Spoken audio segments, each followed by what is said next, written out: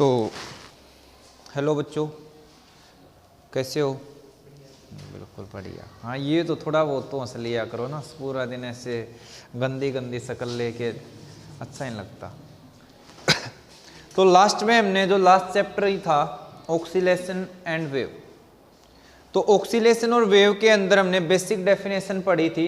आज एक most important topic आएगा जिसको पूरा ही कोशिश करेंगे डिटेल में एक ही क्लास में ख़त्म करवा दिया जाए। उस टॉपिक को शुरू करने से पहले एक छोटी सी डेफिनेशन लगा लो या छोटी सी बात और बतानी है। हमने पीरियोडिक मोशन पढ़ा था, तो उस मोशन को रिप्रेजेंट करने के लिए हम जिस फंक्शन को लिखेंगे उसे क्या बोलेंगे? Periodic function. यानी कि फंक्शन आपने देखा मैथमेटिकल फंक्शन होगा, एक ऐसा फंक्शन जो एक पर्टिकुलर टाइम के बाद अपनी वैल्यू को रिपीट करता है। क्या करेगा? अपनी टाइम वैल्यू को रिपीट। तो उसको क्या बोल लेंगे? ए फंक्शन विच रिपीट्स, क्योंकि पीरियोडिक में रिपीट होती थी ना चीजें, which repeats its value after a particular interval of time, after a particular interval of time is called periodic function। यानी कि क्या होगा? उस फंक्शन की वैल्यू t टाइम, कोई पर्टिकुलर टाइम t है, ठीक है, और उसका टाइम पीरियड स्मॉल t से दिखाते थे कैपिटल T से? कैपिटल T से दिखाते थे टाइम पीरियड, कैपिटल T से, ठीक है। तो उसमें कुछ टाइम के बाद, टाइम पीरियड जब उसका पूरा हो चुका होगा, वो फंक्शन फिर से वैल्यू को रिपीट करेगा। फिर अगेन 2 बार पूरा हो चुका, यानी t + 2t टाइम पे फिर से क्या करेगा? रिपीट करेगा। तो उस फंक्शन को क्या बोल लेंगे हम? पीरियोडिक। यानी पीरियोडिक की मैथमेटिकल डेफिनेशन क्या? फंक्शन की t टाइम पे वैल्यू t + कैपिटल T। ये आपको पता चल गया ना कैपिटल T क्या है? जब उसका टाइम पीरियड एक साइकिल कंप्लीट होता है जितने टाइम में, उसको क्या बोल लेंगे? t + 2t, t + 3t, ऐसे करते करते ऊटी पहुंच जाएंगे, ठीक है। तो देखो फ्री में ऊटी घुमा दियो, तो क्लियर है। उसको क्या बोल लेंगे? Periodic function. चलें आगे? ठीक चल रहा ना? हिला तो नहीं?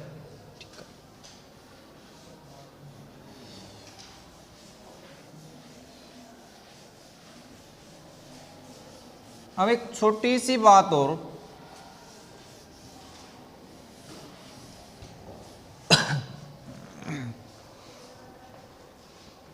किसी वेव में जो हम इनिशियल कल फेज बताया था ना, एक कंसेप्ट, यस और नो, और जैसे जैसे चलती जाएगी तो हो सकता है किसी वेव के फेज में चेंज आ जाए और किसी का सेम रह जाए। तो जो चेंज, जो शुरू में हमने फेज लिया है, उस शुरू वाले फेज को एक नाम देते हैं इपोक। लिखवा दूंगा, अभी स्टार्ट करेंगे। तो टॉपिक स्टार्ट कर लेते हैं पहले, क्लियर है। तो आज का हमारा मोस्ट इंपॉर्टेंट टॉपिक रहेगा SHM,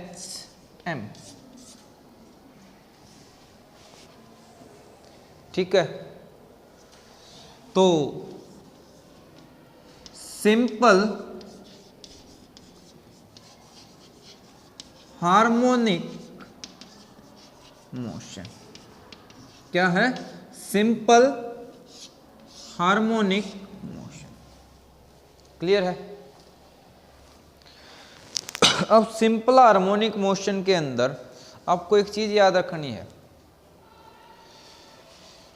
जो बॉडी है ये उसकी ओ जो है उसकी मीन पोजीशन होगी। क्या होगी? Mean position. वो मीन पोजीशन से इधर जाएगी, फिर वापस आएगी और इतना ही दूसरी तरफ जाएगी। कम ज़्यादा होगा क्या? बिल्कुल थोड़ा सा ज़्यादा होगा। तो ए ओ से ए की तरफ गई, फिर वापस आई, फिर इधर गई, फिर वापस आई बी पे गई, और ऐसे ही चलती रहेगी। क्लियर हो गया। अब ये ए जो क्या है इसकी एक्सट्रीम, एक्सट्रीम क्या होता है बाहर वाली बिल्कुल किनारे वाली, तो ये क्या है इसकी एक्सट्रीम पोजीशन। क्लियर हो रहा है। तो मीन पोजीशन पता चल गई, एक्सट्रीम पोजीशन पता चल गई। अब मुझे ये बात बताओ, मैं अगर नॉर्मली एक बॉडी को ऐसे ऑक्सीलेट करवाता हूँ क्या लगातार उतनी डिस्प्लेसमेंट तक जाती रहेगी? धीरे धीरे क्या हो जाएगी? Slow down. तो जब भी मुझे किसी को सिंपल हार्मोनिक मोशन में रखना है तो हम उस पर फोर्स अप्लाई करेंगे, ठीक है, जो उसके मोशन को मेंटेन रखेंगे। ठीक है, क्लियर होगा। अब अगली चीज और ध्यान से समझना, देखो इसको विजुअलाइज करोगे उतना टॉपिक को अच्छे से समझोगे। और टॉपिक में कुछ नहीं है, डेफिनेशन है, एक फोर्स काम कर रही होगी जिसको रिस्टोरिंग फोर्स बोल लेंगे। और यहाँ पे आपके पूछेगा क्या भाई इसमें डिस्प्लेसमेंट पर्टिकुलर टाइम में कितना होगा, वेलोसिटी का एक्सप्रेशन क्या आएगा, एक्सीलरेशन का एक्सप्रेशन क्या होगा, और एक्सीलरेशन वेलोसिटी टाइम का ग्राफ क्या क्या चलेगा, ये बातें आपको पढ़नी। क्लियर हो गया। पर थोड़ा सा कंसेप्ट है, बाकी में तो डिफरेंशिएशन है, समझना है वो क्या है। सॉरी। अब एक पर्टिकुलर टाइम पे बॉडी यहां है पी पोजीशन पे और ये डिस्प्लेसमेंट है वाई। डिस्प्लेसमेंट कितना है? y। कभी आप झूले पे चले हो तो उस पे एक लगातार अंदर की तरफ, तो मुझे बाकी वाले एरो हटाने पड़ेंगे,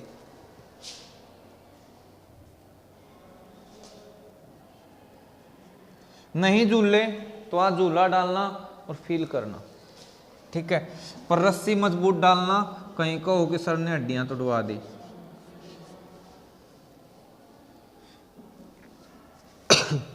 कभी जब हम झूलते हैं, जब ऐसे जा रहे होते हैं तो आप क्या देखोगे, जब मीन पोजीशन से आगे गए तो आपको ऐसे लगेगा कि आपकी स्पीड को कोई पीछे से स्लो कर रहा है, और धीरे धीरे एक्सट्रीम पोजीशन पे आपकी स्पीड बिल्कुल जीरो हो जाएगी, जीरो होगी।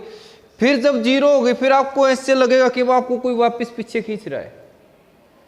ये सुनो, मैं मीन पोजीशन से उधर की बात कर रहा हूं, जब उधर जा रहे हो तो ऐसे लगेगा कोई पीछे से आपकी स्पीड स्लो कर रहा है, और जब उधर जा गए फिर ऐसा फील होगा कोई आपसे पीछे की तरफ खींच रहा है। तो हमेशा क्या जो रिस्टोरिंग फोर्स है मीन पोजीशन और एक्सट्रीम पोजीशन से किस तरफ लग रही है? Toward the mean position. चीज समझ आई? तो रिस्टोरिंग फोर्स को क्या बोल लेंगे? Restoring force. क्लियर है?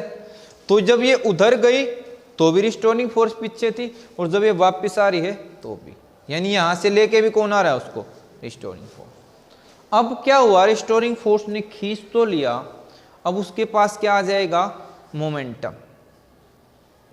अब मोमेंटम जब होगा तो इस पोजीशन पे क्या यहीं रुक जाएगी या ओवरथ्रू हो जाएगी बॉडी? क्या हो जाएगी? ओवरशूट जिसे बोलते हैं, ओवरथ्रू वो हो जाएगी। तो अब कहां जाएगी? दूसरी तरफ। अब ये उधर जा रही, रिस्टोरिंग फोर्स फिर कहेगी पीछे से पकड़ लेगी, भाई आगे मत जाओ, शर्ट खींच लेगी पीछे से। तो हम जैसे उस तरफ जा रहे हैं फिर क्या फील होगा? जैसे पीछे से कोई फोर्स हमें रोक रही है। और जब एक्सट्रीम पे पहुंच गए फिर उसको वापस लेके आने का काम भी कौन कर रही है? Restoring force. तो इधर भी क्या हुआ? Restoring force. तो यहां पे आपने देखा सिंपल हार्मोनिक मोशन के अंदर क्या चीज उसको मेंटेन करवा रही है? Restoring force. फिर यहां पे क्या हो जाएगा? ओवरशूट कर जाएगा, फिर उधर इस तरीके से ऑक्सीलेट होता रहेगा। ठीक है। अगर यहां पे इसके अलावा कोई बाहर से एक्सटर्नल फोर्स जैसे एयर रेजिस्टेंस है, ठीक है, वो चीजें नेग्लेक्ट कर दी जाएं तो ये लगातार लाइफ टाइम तक ऑक्सीलेट करती रहेगी। ठीक है। इससे जैसे घड़ों में भी आता है ना, वो वैसे घूमती रहती है, पर वहाँ पे थोड़ी सी उसको सप्लाई एनर्जी से मिलती है स्प्रिंग से या सेल से। तो ऐसे मेरे पास एक बड़ा अच्छा सा घड़ा लेके आया था, उस पर एक डॉगी था, वो ऐसे ऑक्सीलेट करता रहता। अब वो ख़राब हो गया बेचारा, अब वो हिलता ही नहीं है, नाराज हो गया है। तो देखेंगे, उसको ठीक भी करवा लिया, पर उसकी तो श्रद्धांजलि देनी पड़ेगी, वो नाराज हुआ बैठा है। नया डॉगी खरीद देंगे। क्लियर हो गया? तो कोई डाउट? ठीक है। तो सिंपल हार्मोनिक मोशन की डेफिनेशन क्या दोगे? It is a motion in which a body moves to and fro, to and fro motion है ना, about a mean position। किसके करेगी बेटा? एक मीन पोजीशन के।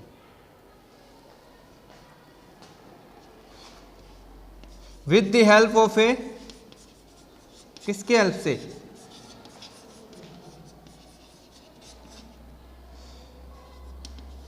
रिस्टोरिंग फोर्स की हेल्प से। किसकी हेल्प से? चौक तो भाई बहुत ही खराब आने लग गए। एक रिस्टोरिंग फोर्स की वजह से। आगे क्या लिखोगे? The restoring force is always directed किस तरफ? Towards the mean position. हमेशा किस तरफ डायरेक्टेड है? मीन पोजीशन की तरफ। क्लियर है? कोई डाउट हो तो बताओ। ठीक है, तो ये हो गया। अब यहां पे आगे चलते हैं। And this restoring force is given as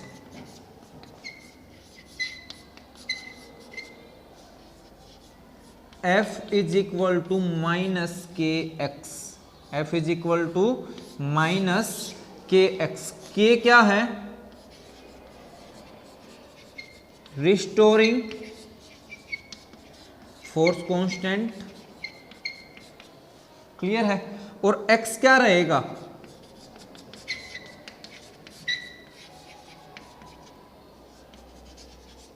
displacement from mean position. ठीक है, यानी कि क्या करना चाह रहा है कि जो रिस्टोरिंग फोर्स कांस्टेंट तो क्या आ गया कि ये यहां से कितना डिस्प्लेसमेंट है, इस मोशन में इतना है, तो उसके हिसाब से रिस्टोरिंग फोर्स होगी। अगर किसी बॉडी में मीन पोजीशन से इतना सा ही गई है तो इसमें इसके हिसाब से रिस्टोरिंग फोर्स होगी, और ज्यादा दूर होगा तो और ज्यादा रिस्टोरिंग फोर्स। क्लियर है? तो डिपेंड करेगा मीन पोजीशन से बॉडी कितनी दूर तक जा रही है। क्लियर होगा? क्या बेटा?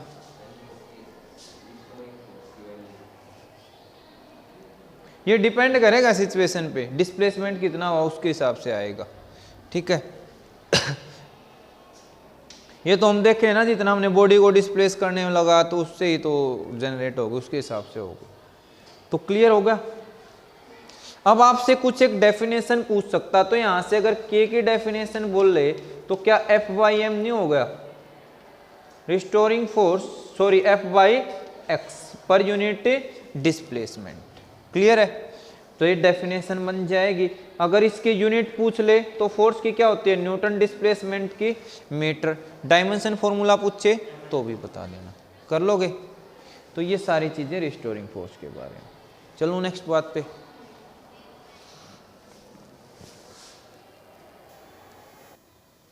अब आगे चलते हैं। इसका अगर ज्योमेट्री के अंदर, जो मैथ में आप ज्योमेट्री पढ़ते हो, उसके अकॉर्डिंग मीनिंग देखा जाए तो वो क्या होगा? नेक्स्ट है इसके अंदर ज्योमेट्रिक मीनिंग ऑफ SHM। देखो बेटा, सिंपल है, बस समझने फोकस करना है, रीड इसको बुक से करना है। अगर मैं एक सर्कल लेता हूं, ठीक है, और सर्कल की रेडियस मैंने कंसीडर कर ली ए। क्लियर है? और एक बॉडी सर्कल में घूम रही है। मैं भी सिंपल हार्मोनिक मोशन की बात नहीं कर रहा, सर्कल में घूमने की बात कर रहा हूं। एक बॉडी या पार्टिकल इस पे घूम रही है, चल भाई हो ही गए, तो ऐसे घूम रही है। तो ये वाला कौन सा एक्सिस है, एक्स होता है इधर एक्सिस। इसको आप दो तरीके से एक्सप्लेन कर सकते हो। बॉडी मान लिया चली यहां से ए पोजीशन से, ए से जब चली, ये ओ पॉइंट है, तो यहां पे इस पे प्रोजेक्शन कितना आएगा, बिल्कुल ये वाली लाइन, यानी ओरिजिन में प्रोजेक्शन वाई एक्सिस पे 0। मान लिया यहां पोजीशन ली मैंने, तो इस पे प्रोजेक्शन कितना हुआ, जब इस पोजीशन पे था A1 पे, तो प्रोजेक्शन कितना हुआ Y1। Y में इस पे मेन पोजीशन से डिस्प्लेसमेंट ले रहा हूं, सेंटर से डिस्प्लेसमेंट, तो प्रोजेक्शन यही पढ़े होंगे ना मैथ में, प्रोजेक्शन लाइन सामने वाली पे अगर यहां आ गई A2 पे, तो प्रोजेक्शन यहां, यानी ये Y2। अब यहां पहुंच गई प्रोजेक्शन Y3, और यहां पहुंच गई जब, तो पूरा किसके बराबर, Y4 बता दूं मैं, ठीक है ना, ठीक है। तो ये आप सर्कल का 1/4 पार्ट कवर कर चुकी है। अब ये इधर आई इसके सामने A5, तो इसका प्रोजेक्शन भी वापस किसके बराबर हो रहा है, Y3 के बराबर। और जब इसके कोरस्पॉन्डिंग यहां पहुंची तो कितना हो जाएगा, A6 पे,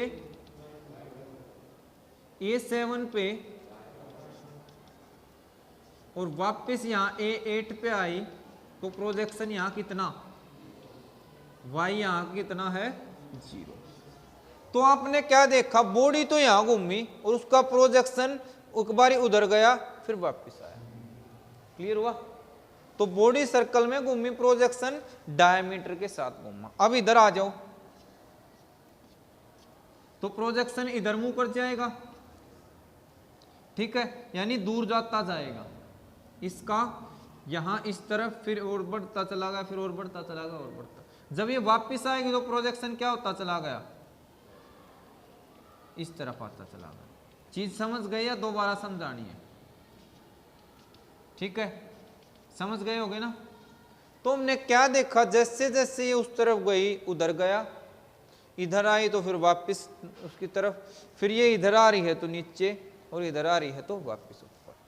तो बॉडी ऐसे घूम रही थी और प्रोजेक्शन ऐसे जा रहा था, मैंने अलग दिखाया डायमीटर के ऊपर थी, क्लियर है। और इस टाइप का जब मोशन होता था हमारे पास, तो यही तो सिंपल हार्मोनिक मोशन था या नहीं था, यस और नो। तो क्या मैं सिंपल हार्मोनिक मोशन को ज्योमेट्री वाइज ये नहीं कंसीडर कर सकता, projection of motion of a body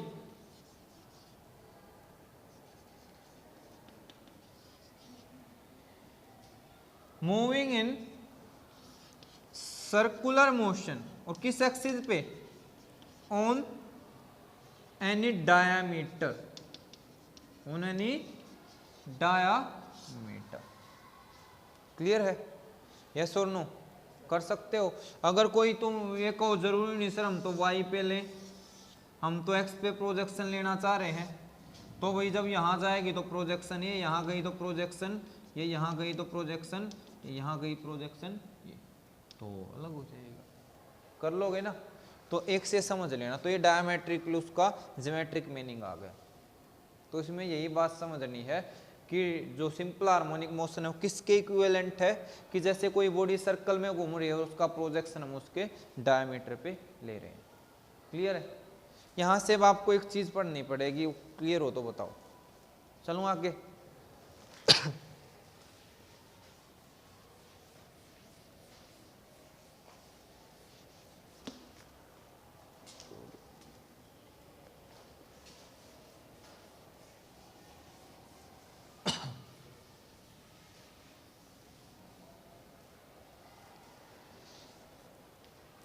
कोई नहीं, बाद में उठा लो। अब हम पढ़ने वाले हैं डिस्प्लेसमेंट क्या आएगा मीन पोजीशन से, वेलोसिटी क्या रहेगी और एक्सीलरेशन क्या रहेगा। ठीक है, तो मैं एक सिचुएशन कंसीडर करता हूं। तो अब मैं बॉडी का जो मोशन है सिंपल हार्मोनिक मोशन की स्टडी किससे करूंगा, सर्कुलर मोशन से करूंगा। तो ओ पे यहां था, ए पे बॉडी थी, कुछ टाइम बाद एस से घूम रही है, किससे, एंगुलर वेलोसिटी ओमेगा से। तो पी पॉइंट पे वो पहुंच गई, तो क्या ये थीटा एंगल नहीं कवर करेगी, यस और नो। ठीक है ना। अब आपने क्या पढ़ रखा है,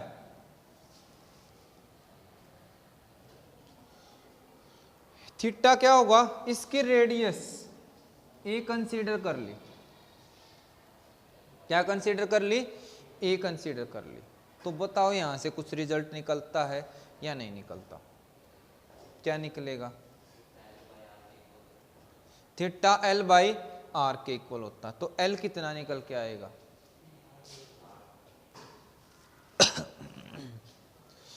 थोड़ा सा अगर मैं यहां परपेंडिकुलर डाल लेता हूं, अगर मैं परपेंडिकुलर डाल लेता हूं तो क्या मेरा इस पे प्रोजेक्शन को ही तो मैं डिस्प्लेसमेंट बोल रहा था, मुझे y को भी तो इन्वॉल्व करना पड़ेगा ना। तो डिस्प्लेसमेंट कितना है y, क्योंकि मैं सर्कुलर मोशन के हिसाब से ही तो देख रहा हूं मीन पोजीशन से बॉडी कितनी डिस्प्लेस होगी।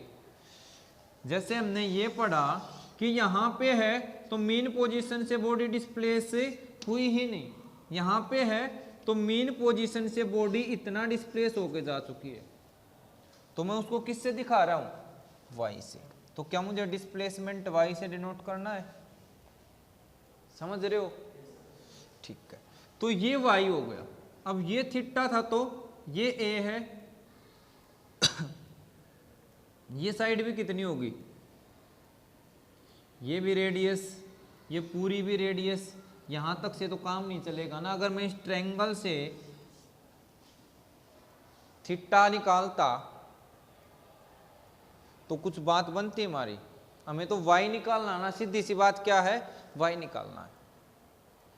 तो y जब आपको एक एंगल और एक साइड दे रखी हो तो कैसे निकालते थे, मैंने कई बार बता रखा है, आप ये कंसेप्ट लगाओगे P B P by H H B, और आपको लिखना क्या है, जो चीजें गिवन है उसको नीचे कौन सी दे रखी है इस ट्रायंगल में। अब बताओ y के लिए आपको कौन सी ट्रायंगल यूज करनी पड़ेगी, पहले तो ये बताओ, नीचे वाली ऊपर वाली, ऊपर वाली यूज करनी पड़ेगी।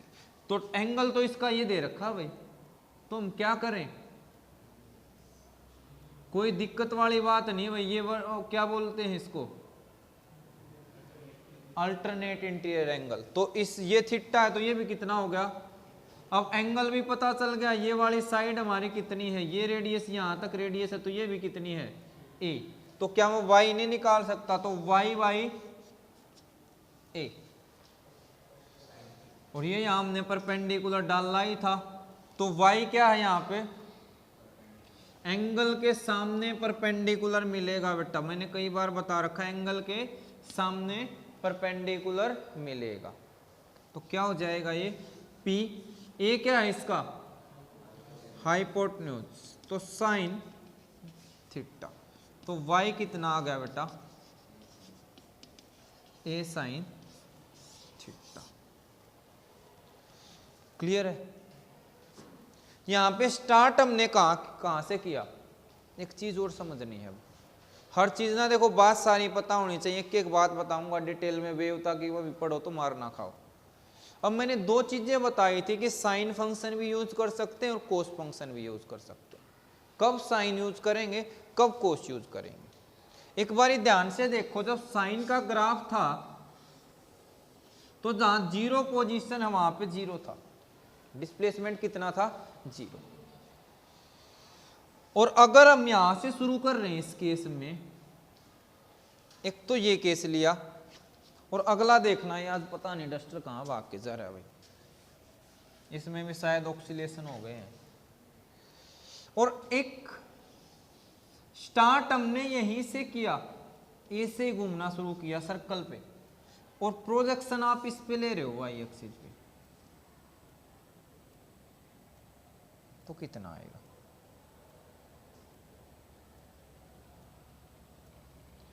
बताओ ना,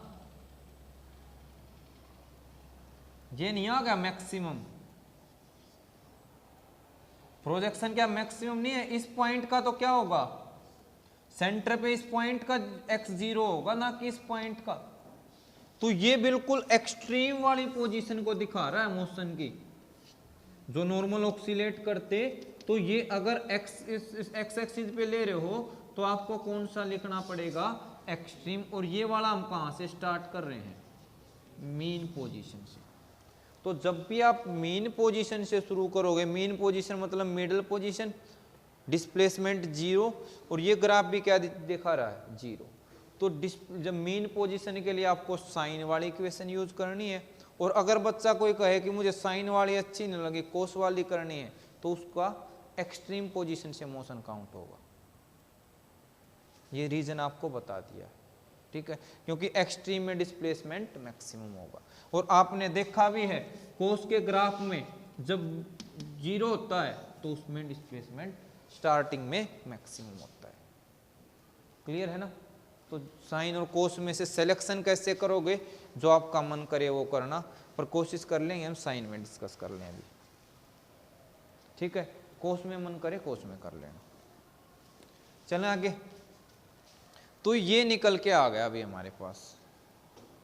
अब आपने एंगुलर वेलोसिटी क्या पढ़ रखी है, एंगुलर डिस्प्लेसमेंट बाय टाइम।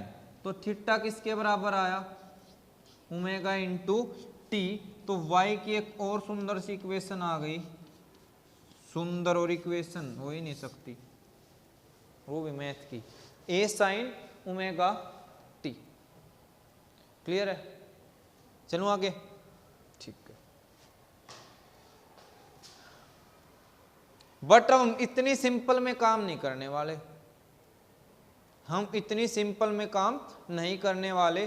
जो आपको एक्सप्लेन करना है, इससे नेक्स्ट डायग्राम टॉपिक में एक्सप्लेन करोगे पेपर में, वो बता देता हूं कैसे।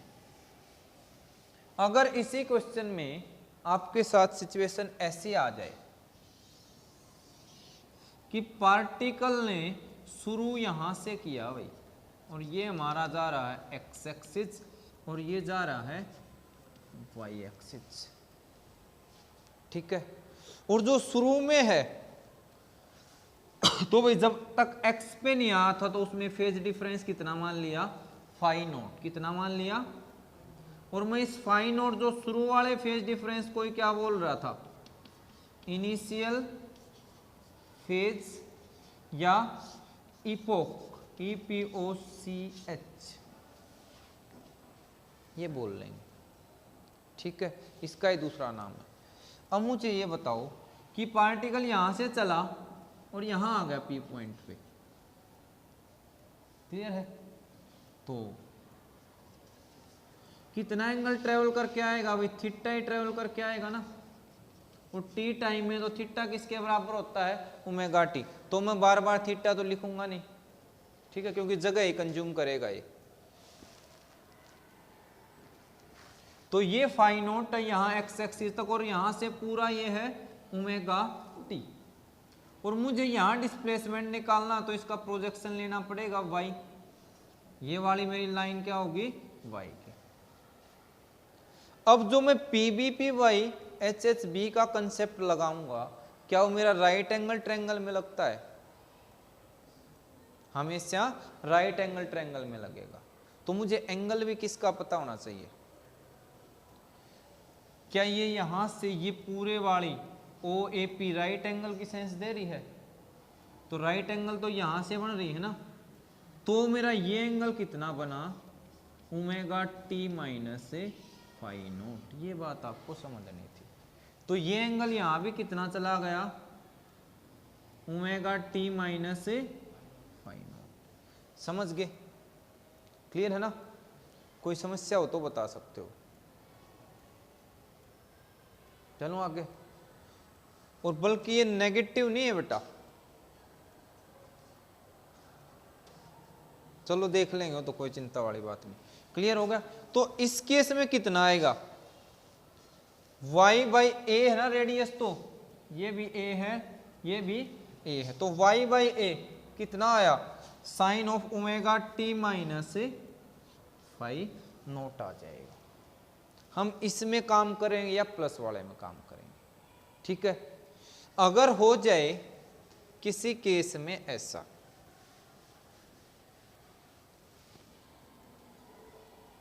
कहोगे यार ज्यादा पका दिए बेटा, चीजें सारी डिटेल में बताने की हैं। एक्स एक्सिस ऐसा था और हमारी स्टार्टिंग में पोजीशन ये थी,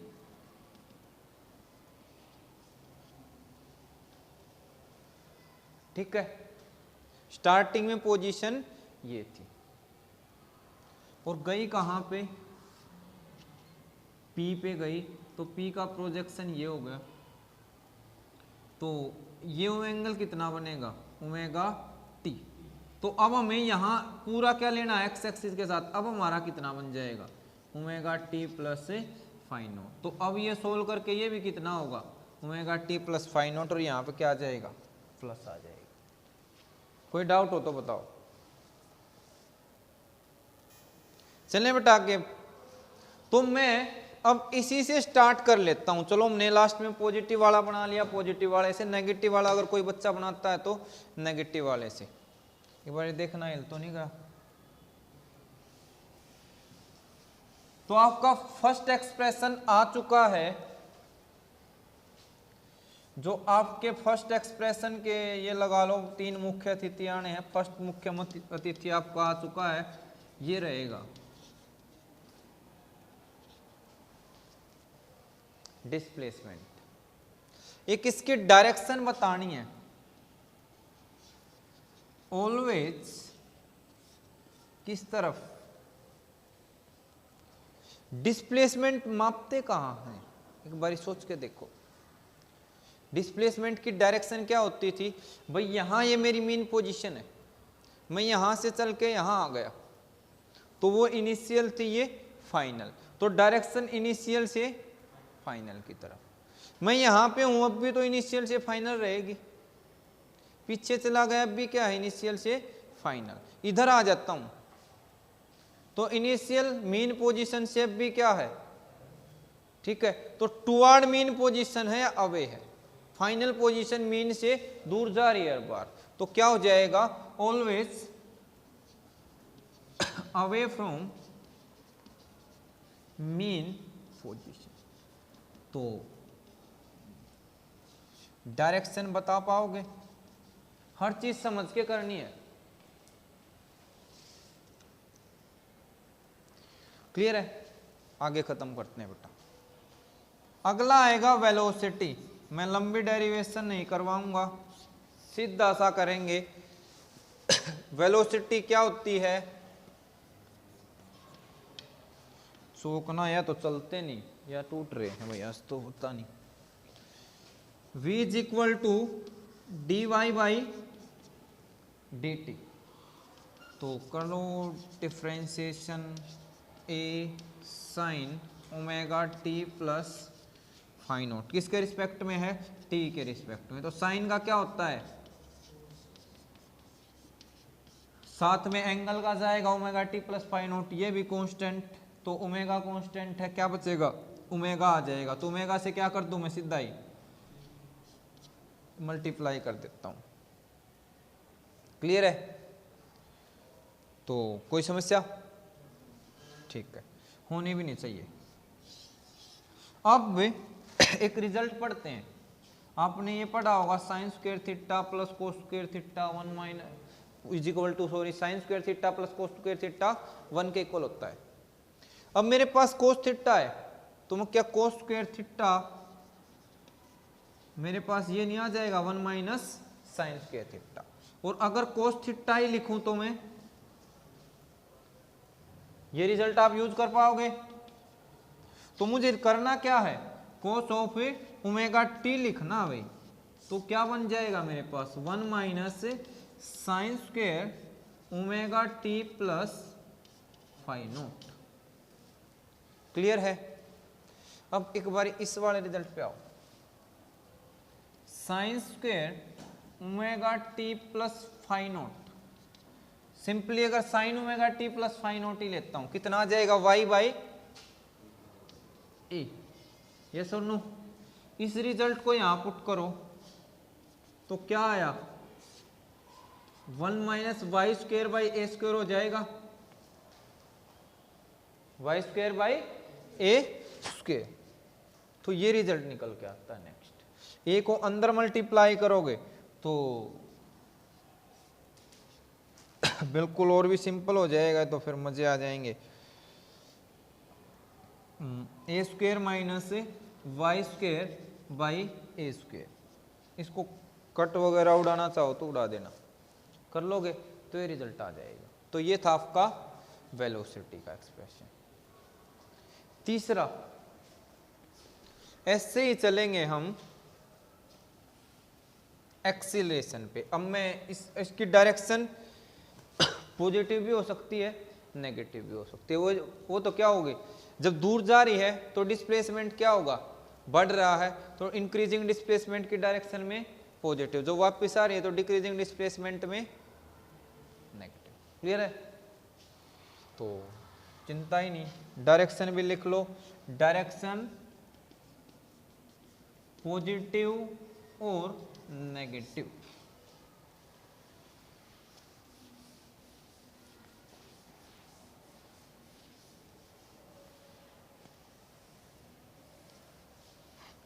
अरे वेलोसिटी का तो कल्याण कर दिया अभी हमने। एक्सीलरेशन देखो, dv बाई dt, सोचो उसको क्या आया था, सोच लेते हैं भाई, a omega cos omega t plus phi naught आया था ना। ठीक है, चलो हम तो इंटेलिजेंट हो गए।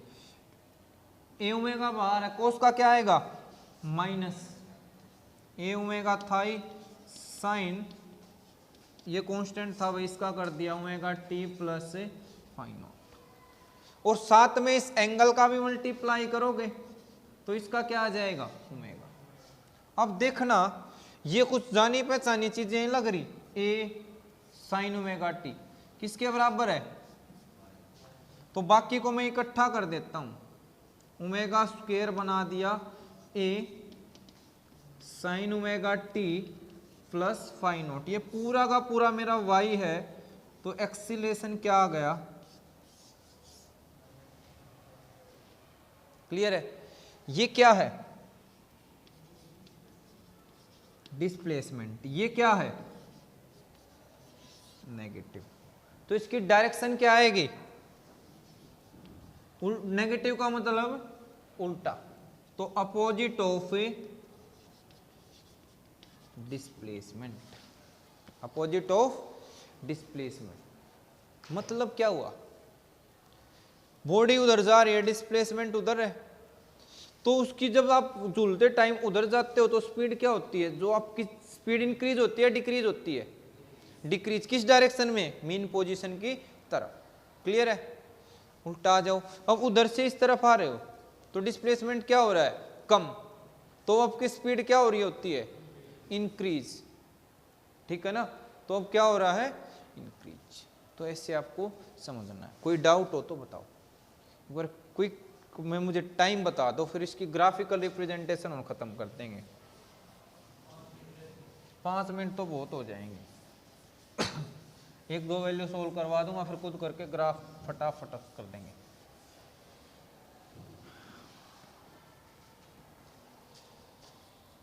Graphical representation of displacement, velocity and acceleration. एक बारी फटाफट से बेटा वैल्यू बता दो, y is equal to a sine omega t ले लेता हूं। अब मैं देखो वो नियम मैंने एक स्पेशल कंसीडर कर लिया, तीनों कंपेयर कर रहा हूं तो फाई नॉट नहीं रख रहा, ठीक है, मैंने जनरल फॉर्म बना ली। ओमेगा टी, ठीक है। उसके बाद जो वेलोसिटी है ये क्या आई थी, A omega cos omega T plus 5/2, 5/2 का डिफरेंस रख लिया, ध्यान देना। और एक्सीलेशन ए ओमेगा स्क्वायर हो जाएगा, यहाँ क्या आएगा, ओमेगा का स्क्वायर था, बिल्कुल। और sine omega T plus 5, y में नहीं लिख रहे अभी, इसमें ही कर लेंगे, ठीक है। अब मुझे इसकी 3 अलग अलग यानी अलग अलग वैल्यू पे निकाल लेंगे। T0 T/4, 2T/4, 3T/4, 4T/4 और ऐसे वैल्यू कैलकुलेट करते चले जाएंगे, ठीक है। और T कितना है, कैपिटल T कितना लेते हैं टाइम पीरियड, 2π/ω। तो बेटा रखना एक बारी T की वैल्यू रखो पहले, तो जब आप कैपिटल T रखते हो तो 2πT/T बन गया, A omega cos omega 2π/T plus π/2 बना। ये क्या बना, minus A omega square sine, so ये मैंने उल्टा कर दिया ना, बिल्कुल उल्टा कर दिया, ओमेगा को चेंज करना था, टी को रखना था।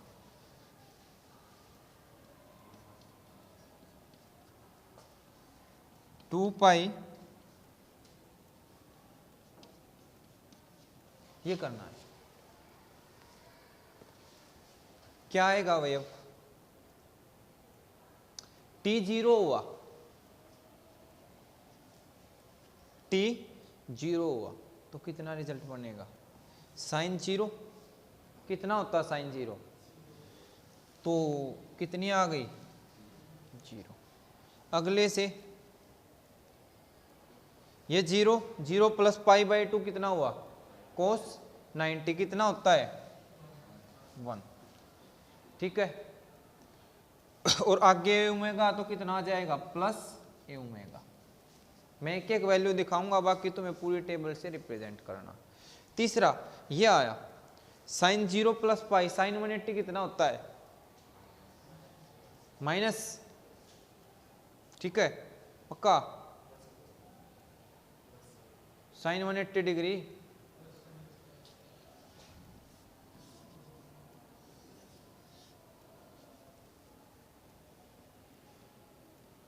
साइन 180 0 होती है। और भी मैंने एक चीज बताई थी, नेगेटिव डिस्प्लेसमेंट आएगी तो 0 का नेगेटिव 0 ही होता है, 0 पे नेगेटिव पॉजिटिव का कोई असर नहीं है, निकाल दोगे। अगली वैल्यू फटाफट एक बारी बुक हो तो मैं टेबल में से एक बारी वो करवा के फिर आप लोगों की हेल्प हो जाएगी ग्राफ बनाने में। तो जो हमारी टेबल में वैल्यू आएंगे एक बारी वो देखते हैं हम। 0 ए ओमेगा और 0, T/4 पे ए 0 और ये आएगी माइनस ए ओमेगा। पहले इसी को देख लेते हैं, फिर 0 आएगी, माइनस से आएगी, फिर 0 आएगी।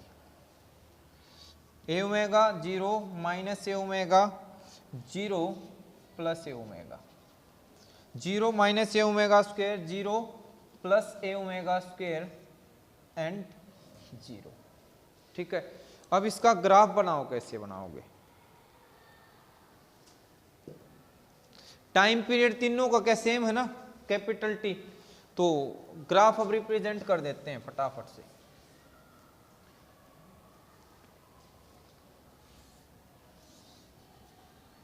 एक 2 3 4,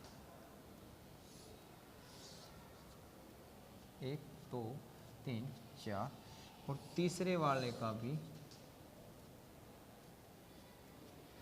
ये डिस्प्लेसमेंट, ये वेलोसिटी, ये एक्सीलरेशन, इधर टाइम। ये टाइम आपका क्या रहेगा 0 T/4, 2T/4, 3T/4, 4T/4 सभी में। ठीक है, थोड़ा बहुत गैम कम ज़्यादा होगा तो देख लेना। आगे शुरू करते हैं एक बारी। इसमें मैक्सिमम एम्पलीट्यूड कितना, बस इसमें फर्क है, इसमें ए होगा, इसमें ओमेगा और इसमें ए ओमेगा स्क्वायर। तो यहाँ जो आप दिखाओगे वो कितना होगा ए, इसमें यहाँ जो दिखाओगे वो ए ओमेगा और इसमें जो दिखाओगे ए ओमेगा स्क्वायर। क्लियर है।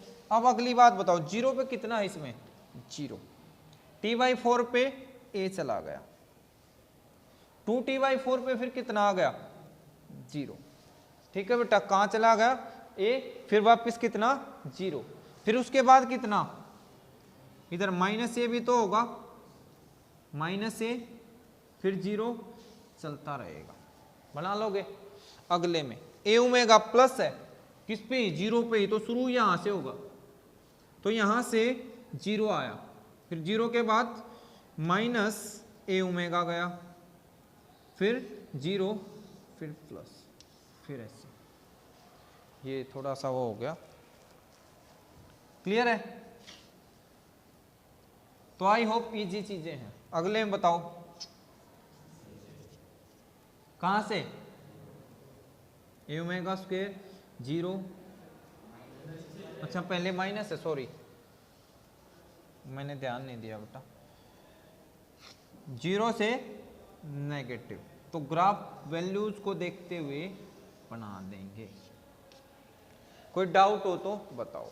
तो ये था आपका almost simple harmonic motion, distance, displacement, displacement, acceleration, velocity क्या क्या होंगी, डायरेक्शन बता दी, graphical representation, geometric meaning.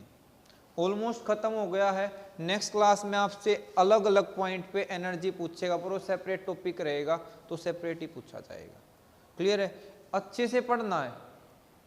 Again बोल रहा हूँ, मोस्ट इंपोर्टेंट, अभी स्टार्ट ऑक्सीलेशन यहीं से हुआ, SHM पूछेगा, बड़ा टॉपिक है, स्प्लिट करके पूछ ले, पार्ट्स में पूछ ले या टोटल पूछ ले। ठीक है, तो मिलते हैं नेक्स्ट क्लास में, तब तक के लिए बाय।